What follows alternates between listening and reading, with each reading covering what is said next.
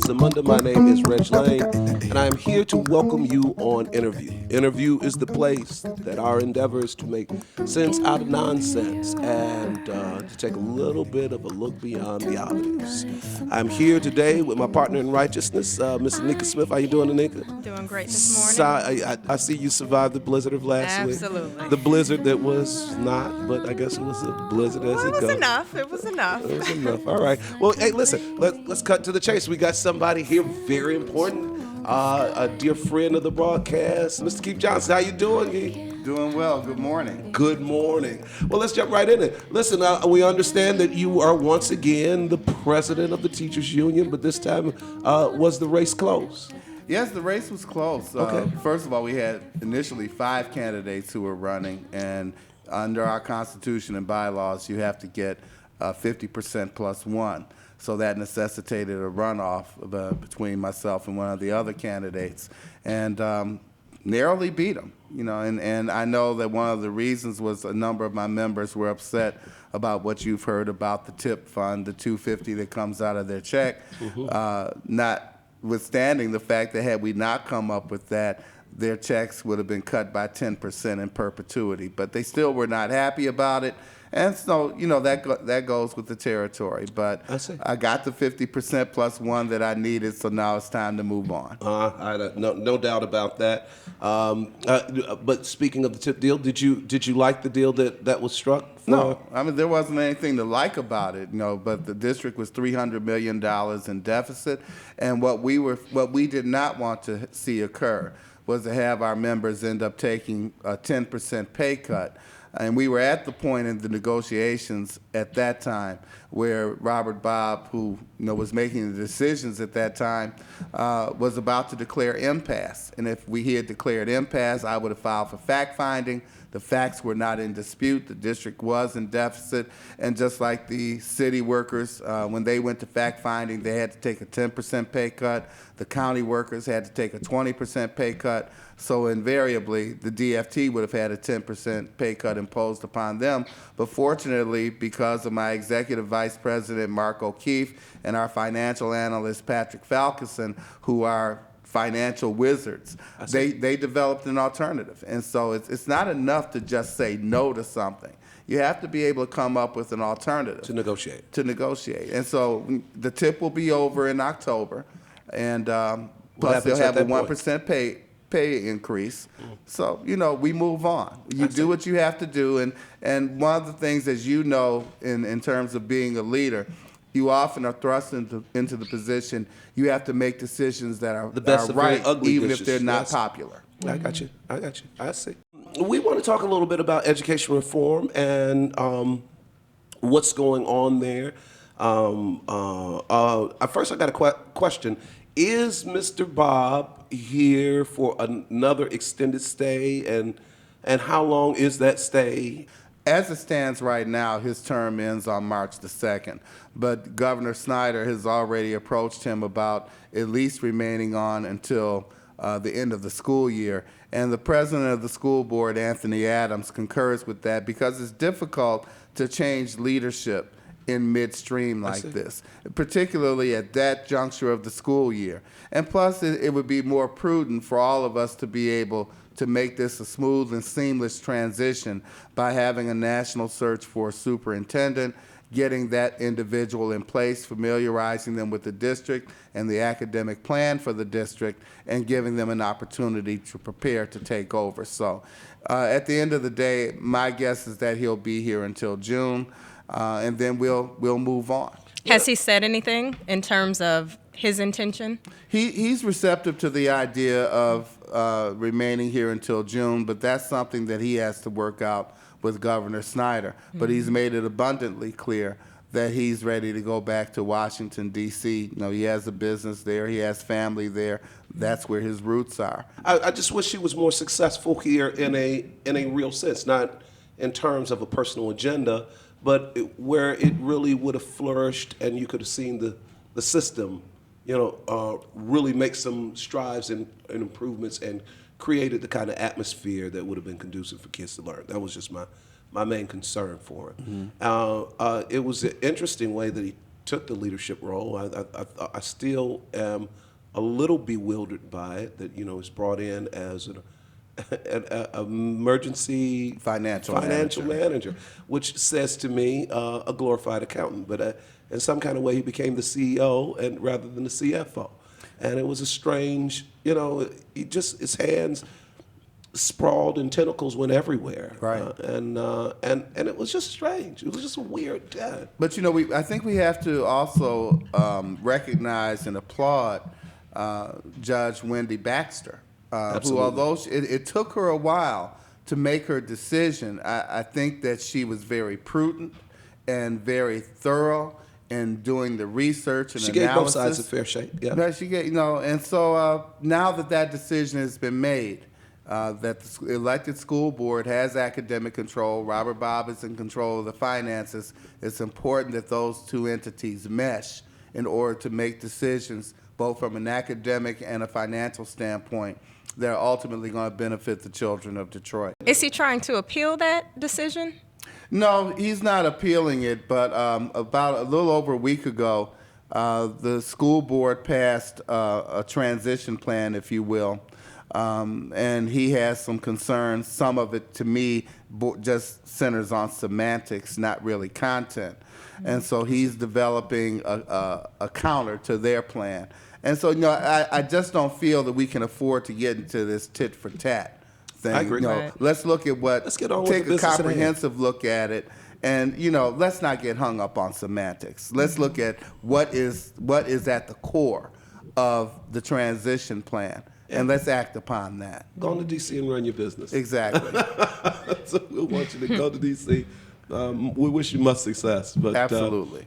My only concern now is with Lansing, whether Lansing wants to give the district the opportunity and the autonomy to succeed, and not attempt to run the district from Lansing. How much do you think that Lansing is going to be involved in the Detroit district? Well, Lansing's going to be very involved in terms of the decision, and that's why it's imperative that President Adams and I work together, that Robert Bob works with us, because although I don't feel that we should have to make the case to Lansing to be treated like every other community in Michigan, Absolutely. The reality is we have to make the case. But that's hypocrisy at its finest. Certainly it is. Because isn't that the main concern about the overarching reach of government, and that from a federal level they do not want the federal government to legislate Michigan?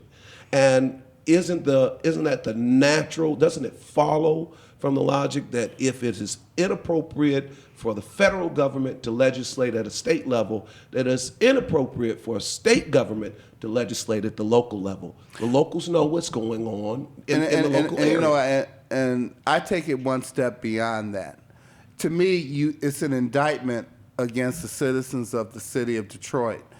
Whether you're talking about the control of the school district or even what's been going on the past couple of weeks with legislation relative to ownership and control of the water system in Michigan. It's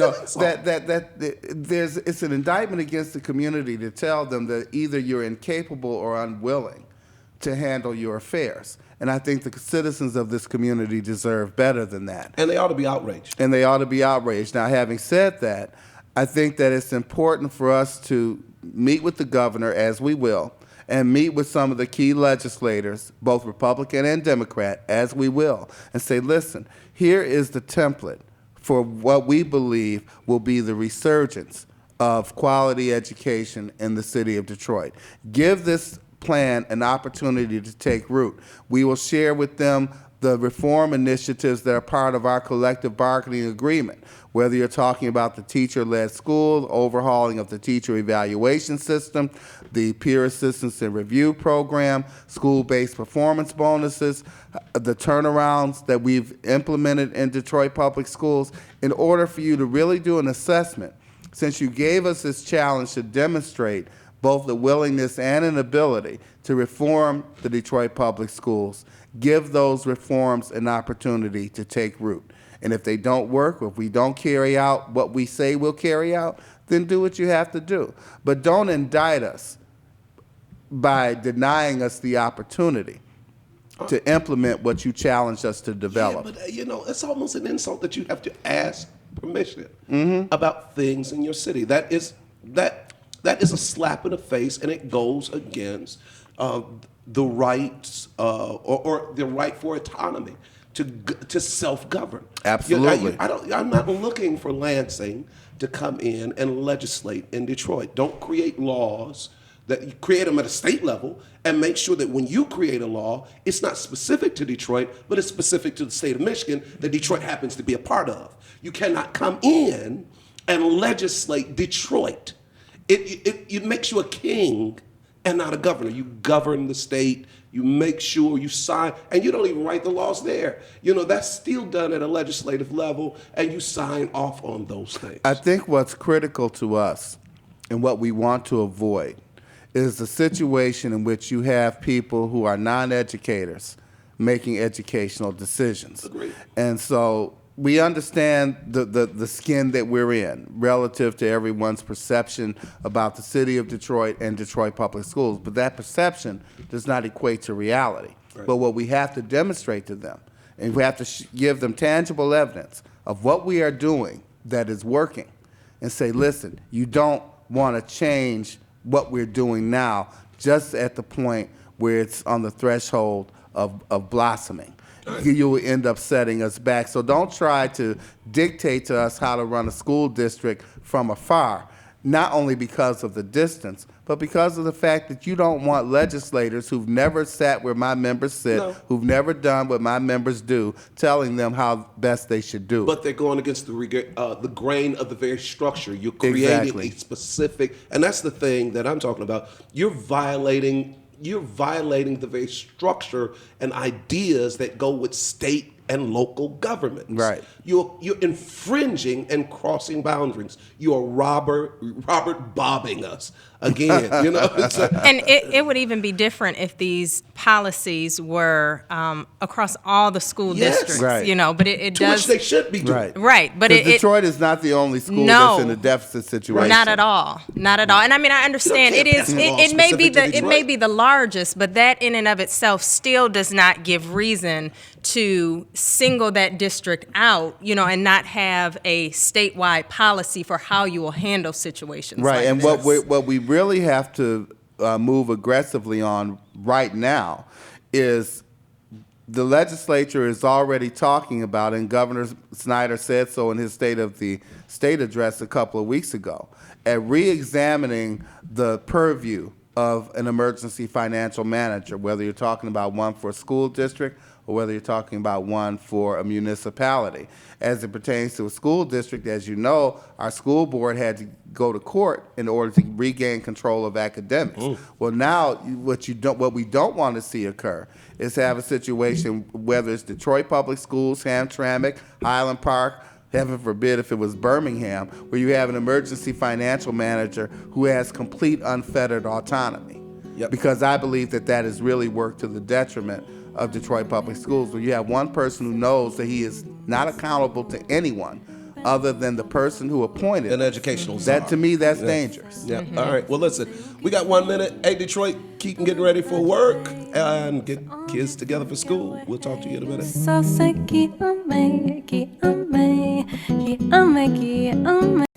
Early in my career, I recognized the simplicity of wellness.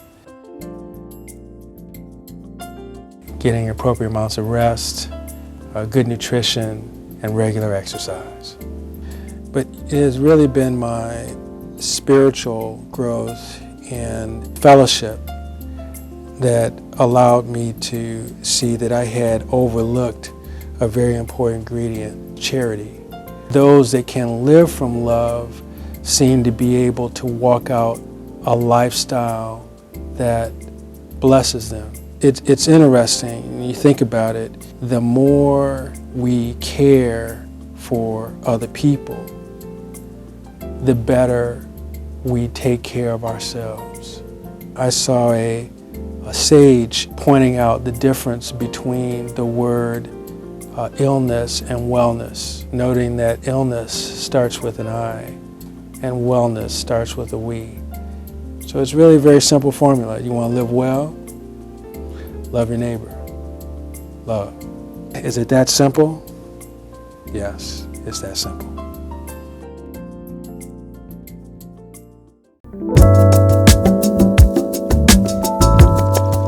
All right, Detroit, thank you for hanging out here with us. We are here talking with Keith Johnson, and we have been talking about education reform. We've been talking a little bit about, though these are not his words, so I'm not going to put his words in his mouth, and certainly these are not Anika's words because she's far too kind, but these are my own grungy words, and we have been talking about the debacle that has been Robert Bob. And so the nonsense that is going on with that period. But again, we wish him well. Au revoir. Do svidaniya. Anika and I have been talking for some time about education reform and been trying to grapple with those issues ourselves. I guess part of it is an issue of affordability. Part of it is, in my mind, is a recipe of having spending money on the right things. So at some place down the line, I'd be interested in seeing what the composition of that of the budget deficit is. Another side that I am often a little suspicious about, but Anika has argued that there may be some validity on their point, is from a side who's argued about tenure. Okay, so of course, as it relates to tenure, you have those who kind of fall on the side of they want to do away with it altogether. Mm-hmm. Then you have those who are more interested in reforming, the current tenure system that we have set up in Michigan.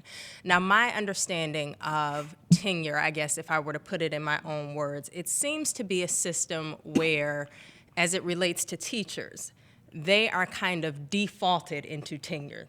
They're on this probationary period for 4 years, and it kind of seems like as long as they don't get fired within 4 years, they kind of default into tenure. Yes, a teacher does a 4-year probationary period, and what should occur, but too often does not occur, the administrator in that teacher's school has the responsibility of doing a comprehensive evaluation of that teacher's performance every year.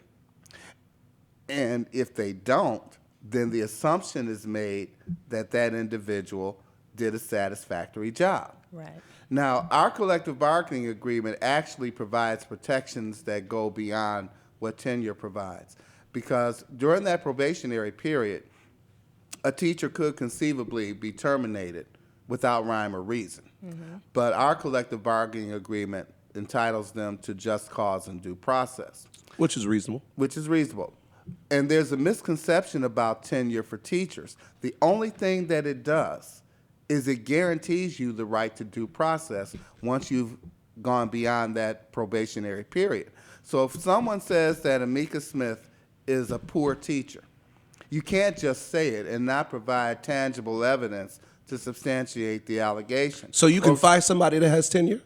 Oh, yeah, absolutely. But what is the process, though, to fire it depends. a tenured teacher? If you're talking about a teacher who is to be fired for unsatisfactory performance, then you have to have had an evaluation tool and evaluation process in order to substantiate that that person indeed is doing an inferior job. Mm-hmm. If you're terminating someone or seeking to terminate someone for misconduct, whether it's improper relations with a child, whether it's theft, whatever the case may be, falsification of records, only thing tenure does is say that you have to bring forth your case. You can't just accuse someone of stealing and not be able to identify, A, what it was that was stolen, and B, that they were the ones who stole it. Right. So you can't just make a blanket accusation against someone. Tenure protects the teacher from that. Mm-hmm. And that's really the only thing that tenure does for K-12 teachers. This whole business about,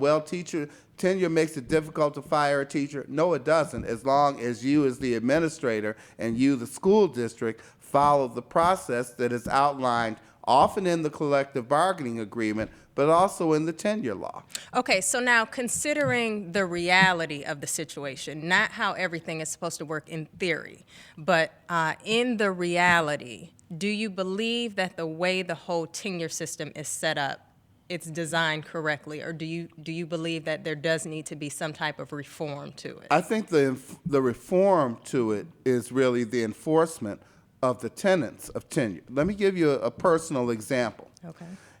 I've been with this district for 32 years. I spent 16 of those in a classroom.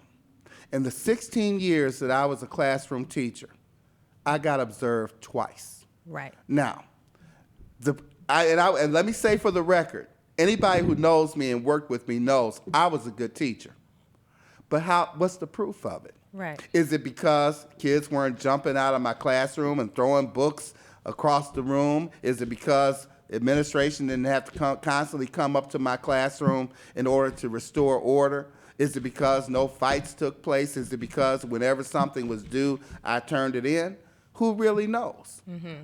But what should have occurred at the time that I started, during the 2 years that I was probationary, someone should have evaluated me each year. And under the tenure law, every 3 years. So I'm assuming that they didn't. No, they didn't. Okay. In the 3 years, under the tenure law now, every 3 years, every teacher is supposed to go through a comprehensive evaluation. But that too often does not happen. Right. If there's no disturbance coming out of a teacher's classroom, if the kids aren't climbing up the walls and Right. the teacher doesn't demonstrate that she's not doing her job, principal, okay, well, look, everything's okay in room 213, leave it alone. Mm-hmm. But the fact that a classroom is quiet Doesn't and mean orderly doesn't necessarily mean that effective teaching is going on. Right. So we Certainly. as a profession, we as a union, I agree. we want people who are competent and dedicated teaching our children. But it's not Absolutely. incumbent upon us to tell administration, do your job. It's incumbent upon us to tell administration, if you don't do your job, then that teacher who may indeed be incompetent, we're going to be stuck with simply because you haven't done your job. And this is one of the reasons that we implemented the peer assistance and review. And I am very fortunate to have two ladies in particular, Ivy Bailey and Vanessa Parnell, who are like the co-chairs of the Peer Assistance Committee. We have 20 peer consultants who in the next week or so are going to go out to schools to work with teachers who are probationary and with teachers who are tenured, who may be identified as having some challenges. Because what we have to do is support our own profession. We have to define it, we have to uplift it, we have to embrace it, and then we have to emulate what are the best practices of good quality teaching and make sure that the people who are in our ranks are exhibiting those best practices. Okay, so now if we're at this point, if we're not even doing the job of properly evaluating the teachers, what's the process that you said has just been brought about? They're just now about to implement Peer review. The peer assistance and review. What makes that not just another process that will kind of fall through the cracks and not really, it's like, are we not control just it. The fact that we, the DFT, in partnership with the district, we control it. We have those peer consultants. Those peer consultants will be assigned to every teacher who is a probationary teacher.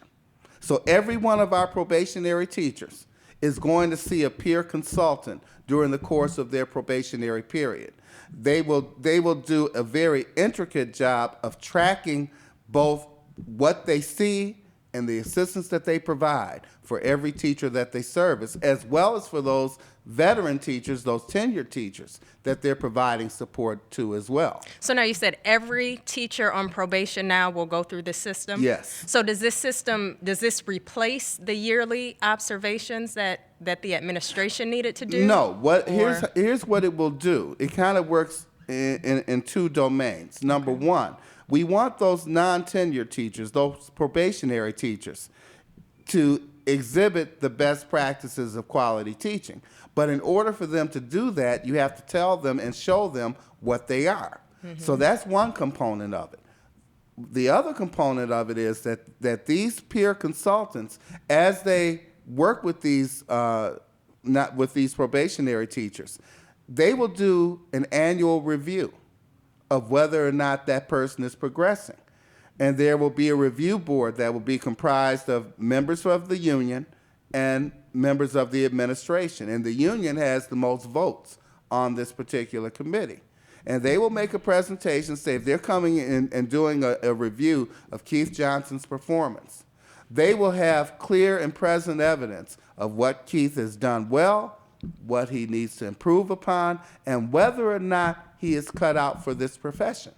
So if we make a recommendation, well, Keith, maybe you might want to do something else. If Keith decides to stay, then he's going to go through the evaluation process in which his teaching performance will go through the formal evaluation process, and if he is deemed to be unsatisfactory, then he will be recommended for termination. So how do we make sure that the ball doesn't get dropped right there, though? Because that seems to be where the ball is being dropped right now. That's where the administration's accountability comes in. Right, that's what I'm saying.